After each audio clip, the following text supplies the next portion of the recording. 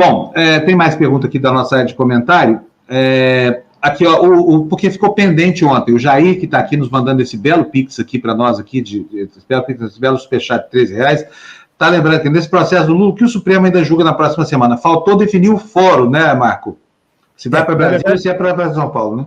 São duas questões, né? Esse juiz, desde sempre, foi incompetente. Isso não tem surpresa nenhuma, inclusive a gente disponibilizou, quero aqui mais uma vez disponibilizar para a família TV Democracia, o livro das suspeições que faz essa denúncia, vai estar nas redes, enfim, da TV Democracia. Nós também lançamos o livro das parcialidades. Nessas páginas, um grupo enorme de juristas denunciou, desde os idos de 2014, que esse juiz era incompetente. Ele nunca teve jurisdição para dizer o direito em relação àquelas matérias. E exatamente porque perseguiu essa jurisdição é que ele se torna ainda mais suspeito. Então a incompetência do ex-juiz Sérgio Moro não só não prejudica a suspeição, como ela reforça, né? O que vai ser julgado, na verdade, na semana que vem caso eventualmente essas ações remanescentes do Instituto Lula, de um terreno atribuído ao Instituto e também do sítio que foi atribuída indevidamente ao ex-presidente Lula, e nós sabemos disso, caso essas ações permaneçam rígidas, onde é que elas vão ser novamente discutidas? Vai ser em Brasília ou vai ser, enfim, em São Paulo? O juiz Bonar, que substituiu o juiz Sérgio Moro na 13ª Vara de Curitiba, assim que examinou a decisão do ministro Edson Fachin, a decisão monocrática que reconheceu essa incompetência escandalosa, mandou a matéria para Brasília. Ontem foi aberta uma divergência por parte do ministro Alexandre de Moraes, com a qual nós concordamos, de que se eventualmente essa matéria sobreviver, o que a gente acha um absurdo, mas enfim, essa matéria teria que ser julgada em São Paulo, que é o foro competente para isso. Então, uma das questões é onde vão ser julgados os processos. A outra questão é a prejudicialidade da discussão da incompetência sobre suspeição, ou seja, a decisão do Fachin dizia o Moro é incompetente, vamos anular todos os processos que dizem que ele é suspeito também.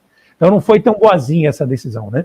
Ao que parece, segundo muitos, ela foi endereçada a uma espécie de proteção do Sérgio Moro, né? Para que ele saísse mal desse processo, mas muito menos mal do que poderia sair, do que espero que sairá em breve. Então, o que vai ser julgado, além da discussão do foro, é exatamente a questão da projeção dos efeitos da parcialidade sobre esses outros processos. Tá?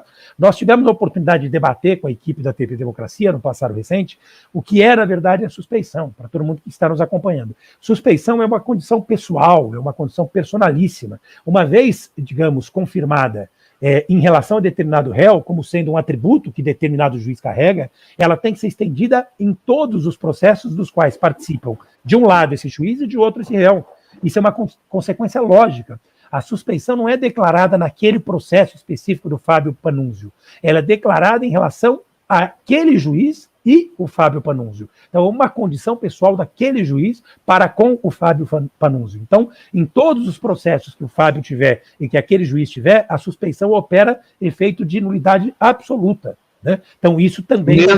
Marco, mesmo que seja só para fazer uma ponta, vamos dizer assim, como foi o caso, por exemplo, da Gabriela Hart, que assinou a sentença que ela botou lá Ctrl-C, Ctrl-V e pá, chancelou. Ainda assim, Moro instruiu. Não tem a menor dúvida, né? Vamos imaginar que determinado repórter, você que é um jornalista experimentado, tem experiência em todas as áreas, enfim, da imprensa, né?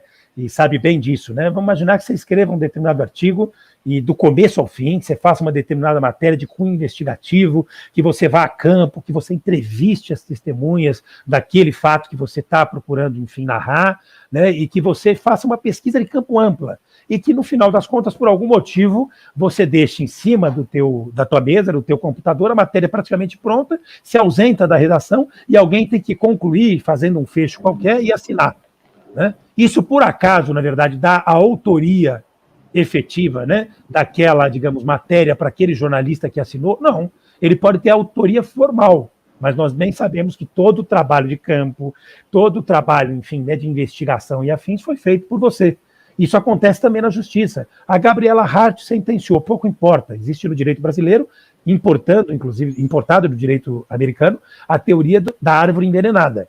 Se um juiz que é suspeito passa a colocar as mãos naqueles autos, todas as páginas, todos os volumes daqueles autos vão estar comprometidos. Todos os atos pré-processuais e processuais. Por quê? Porque quando a juíza vai sentenciar, ela leva em consideração todo o trabalho que o juiz tinha feito antes. E foi ele que valorou prova, foi ele que inquiriu testemunha, foi ele que cerceou o direito de defesa dos advogados do presidente. Então não tem como não anular. Isso é pacífico na jurisprudência, mesmo querendo reinterpretar a norma para prejudicar o ex-presidente Lula, não tem espaço para isso. Essa é a verdade. Outra pergunta aqui do Michel Freitas. Doutor Marco Aurélio, a questão da suspeição já foi julgada pela segunda turma. O Supremo pode julgar o mesmo caso? Foi o que aconteceu ontem, inclusive, né? Voltar ao assunto. Aliás, eu não entendi muito bem, Marco, queria que você explicasse. Nós temos mais uma instância da justiça no Brasil? O plenário agora virou instância de recurso das turmas? Olha, Fábio, realmente muito bacana poder te ouvir. Essa é a grande questão, esse é o grande debate da comunidade jurídica.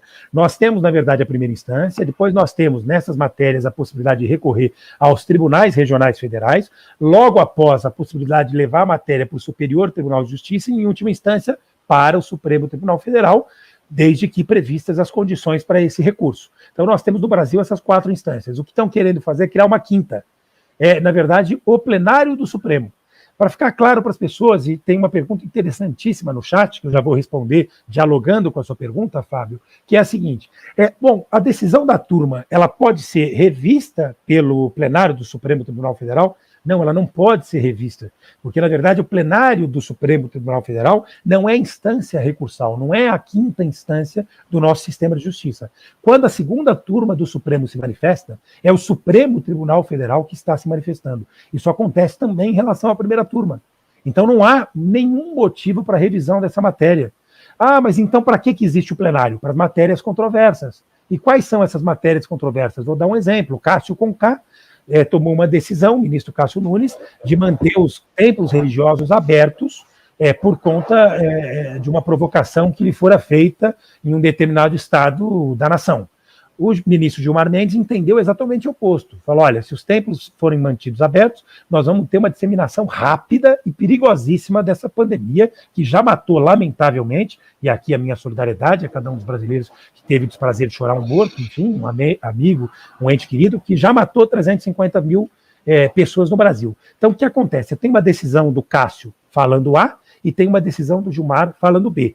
São 2 ministros da corte. Para poder pacificar o entendimento, o plenário se reúne e os 11 ministros deliberam a respeito. As outras matérias que são levadas à apreciação desses 11 ministros são matérias relacionadas a ações declaratórias de constitucionalidade, aí tem previsões regimentais.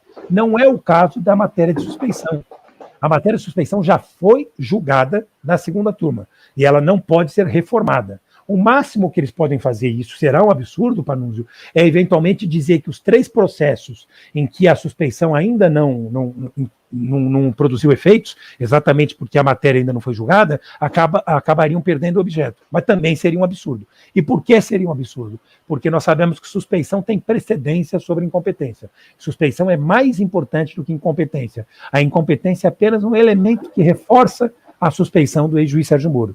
Então, as matérias não só não se confundem, não só não se prejudicam, como se complementam, né?